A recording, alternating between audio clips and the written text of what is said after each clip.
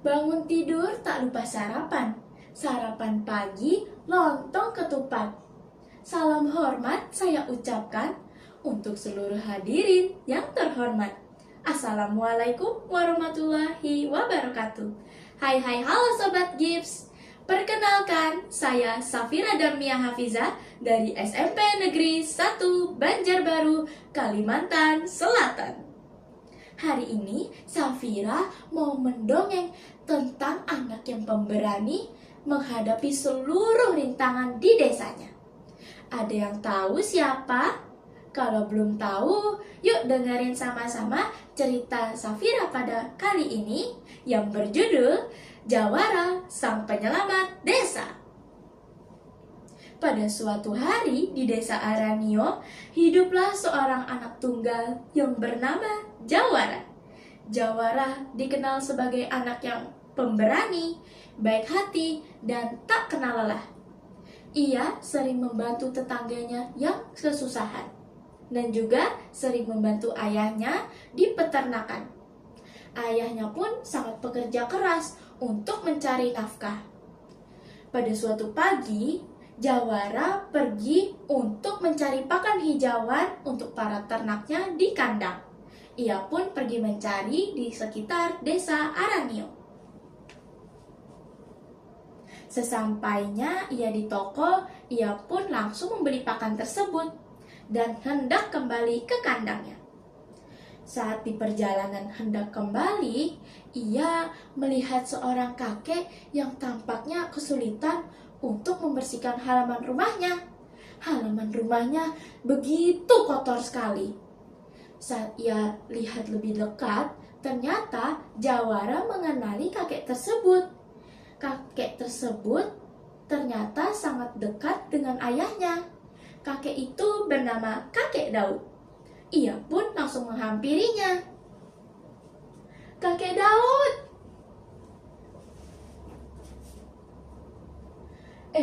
Nak Jawara, apa kabar?"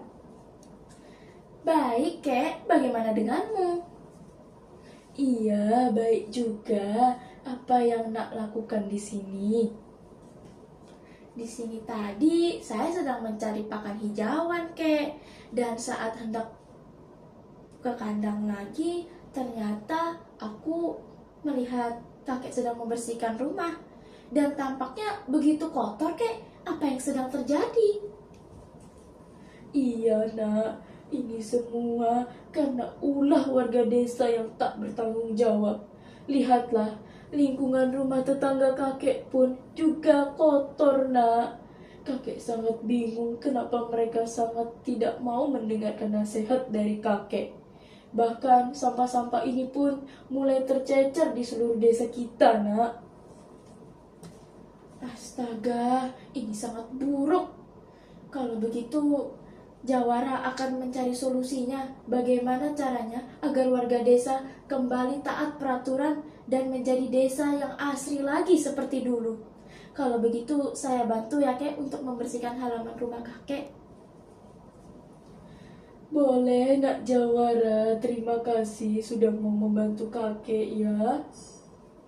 Jawara pun langsung membantu kakek Daud untuk membersihkan halaman rumahnya. Walaupun pada akhirnya halaman rumah tetangganya masih terlihat kotor dan juga halaman rumah kakek Daud yang masih sedikit tersisa sampah. Tetapi jika hanya mereka berdua saja, mereka pasti kelelahan dan membutuhkan orang yang banyak untuk membersihkan sampah segitu banyaknya.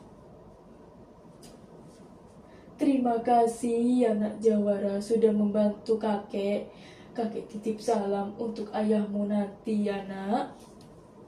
"Iya, Kek. Kalau begitu Jawara pamit dulu ya.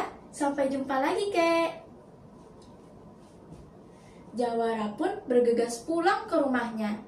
Sesampainya di rumah, ia disambut oleh ayahnya. Dan ayahnya pun langsung berkata, "Loh, nak, kok baru pulang jam segini? Lihat, hari sudah mulai senja dan bajumu sangat kotor sekali. Kamu ini dari tadi tuh ngapain?" Ayah, Maaf ayah, tadi itu aku bertemu dengan kakek Daud loh. Dan kakek Daud sangat kasihan sekali. Dia membersihkan halaman rumahnya yang begitu kotor sendirian, kek. Makanya Jawara bantu untuk membersihkan halaman rumahnya ya. Oh, benarkah kakek Daud? Sudah lama sekali ayah tidak bertemu dengannya. Dan bagaimana halaman rumahnya bisa sekotor itu, nak? Jawara pun langsung menceritakan apa yang diceritakan oleh kakek Daud dengannya. Lalu ayahnya Jawara pun sontak terkejut mendengar kisah dari anaknya Jawara. Astaga, nak, ini benar-benar keterlaluan. Warga desa sepertinya sudah tidak memiliki hati lagi. Kenapa mereka bisa tidak bertanggung jawab oleh apa yang mereka lakukan kepada kakek Daud? Betul ya, mereka sudah melupakan tanggung jawab mereka. Bagaimana jika kita mencari solusi ya untuk desa kita agar bisa menjadi asri lagi seperti dulu lagi? Ayah setuju denganmu. Kalau begitu kita akan berdiskusi nanti ya. Tapi sebelum itu kamu harus membersihkan dirimu dulu. Kamu mandi saja dulu. Nanti setelah kamu mandi baru kita berdiskusi. Oke ayah, aku mandi dulu ya. Setelah Jawara selesai membersihkan diri, ayahnya juga menunggunya di teras untuk berdiskusi tentang apa yang terjadi di desa Aranio sekarang. Sampai keesokan paginya, mereka mengkampanyekan berdiskusi mereka di pos ronda bersama seluruh warga desa Aranio. Selamat pagi Bapak Ibu, saya dan anak saya merencanakan untuk desa ini agar kembali asri lagi seperti dulu. Melihat kondisi desa kita yang penuh dengan sampah, maka kita perlu melakukan pembersihan terhadap desa ini.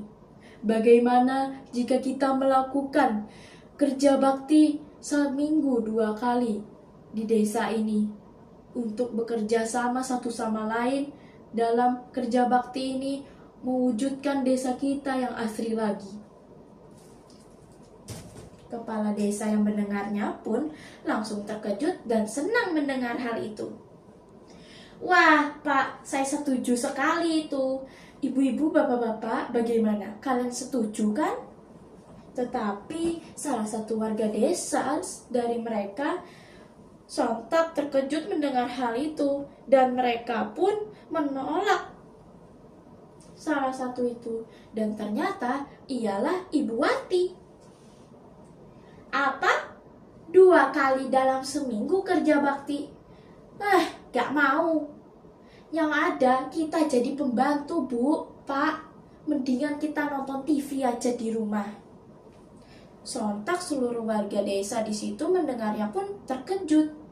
Mereka pun langsung terheran-heran oleh apa yang dikatakan oleh Ibu Wati. Sudahlah Pak, Bu, mendingan kita pulang saja daripada mendengarkan ocehan dari 2 orang miskin ini. Sudah, bubar-bubar aja. Ayo kita pulang. Karena warga desa tidak ingin mencari keributan dengan Ibu Wati, maka mereka langsung pulang ke rumahnya masing-masing.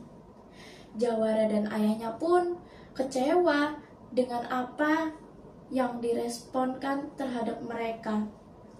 Sampai suatu pagi, tiba-tiba cuaca menjadi suram dan ada petir yang menggelegar serta hujan yang mengguyur desa itu.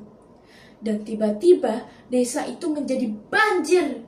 Banjir yang sangat dahsyat dan dikumpulkan oleh lumpur-lumpur dan adanya sampah. Lalu Jawara pun langsung mengevakuasi seluruh warga desa bersama ayahnya. Bu, Pak, cepat, kita harus ke dataran tinggi. Kalian langsung ke peternakan saya aja ya. supaya kalian semua bisa selamat. Ayo Pak, Bu.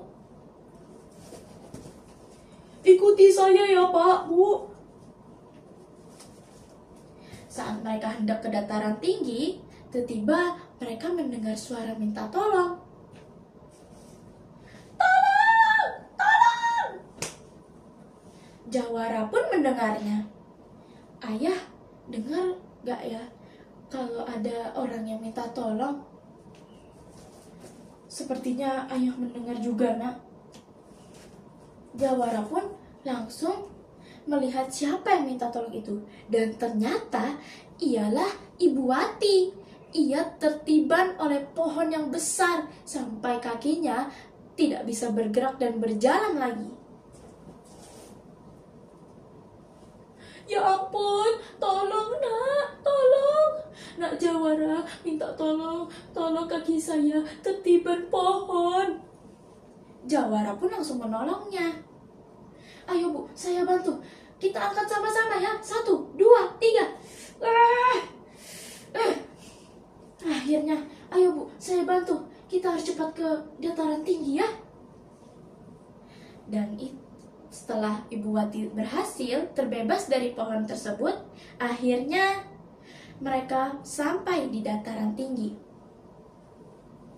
Nak Jawara, maafkan Ibu ya. Awalnya Ibu tidak percaya kalau kerja bakti itu akan membantu desa ini semakin asri. Malah sekarang saya kena karmanya. Sekali lagi saya minta maaf kepada kalian semua ya. Jawara yang mendengarnya pun langsung tersenyum. Iya Ibu, tidak apa-apa. Ini adalah bentuk alam merespon kita agar kita menjaga desa kita selalu lebih aman. Akhirnya desa Aranio pun kembali asri seperti dulu lagi karena warga desa yang mulai membangun kerjasama satu sama lain untuk kerja bakti. Nah, dari sini kita bisa belajar teman-teman bahwa membuang sampah sembarangan adalah bentuk tidak tanggung jawab kita terhadap orang lain dan juga terhadap alam. Jadikanlah budaya membuang sampah untuk sebagai budaya malu kita dan juga budaya cinta alam terhadap sesama. Dari cerita tersebut, Safira harap bisa bermanfaat dalam kehidupan sehari-hari kita. Sekian Safira akhiri, terima kasih. Wassalamualaikum warahmatullahi wabarakatuh.